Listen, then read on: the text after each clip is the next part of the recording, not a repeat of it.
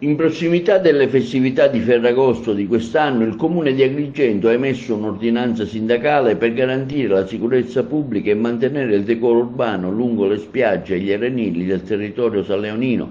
Il provvedimento sarà in vigore dalle 8 del 13 agosto fino alle 6 del 16 agosto. L'ordinanza stabilisce il divieto di trasportare e detenere materiali come legna, carbone, carbonella, l'uso di tende e attrezzature per campeggio. Inoltre è vietato trasportare oggetti contundenti, accendere i fuochi sulle spiagge, utilizzare apparecchiature che producono fuoco. Le attività pirotecniche, compresi i fuochi d'artificio, sono vietati senza specifica autorizzazione.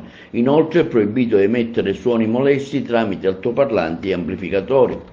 L'integrazione all'ordinanza sindacale del 21 giugno scorso prevede una deroga per le emissioni sonore nella zona balneare di San Leone. Nella serata di mercoledì 14 agosto, vigilia di Ferragosto, gli esercizi pubblici possono prolungare le emissioni sonore fino alle 2 del mattino.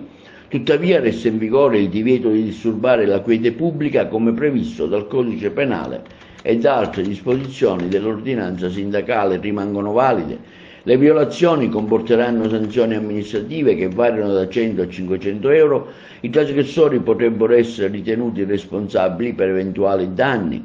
Il Corpo della Polizia Municipale e le Forze dell'Ordine sono quindi incaricati di far rispettare l'ordinanza che sarà pubblicata nel sito del Comune.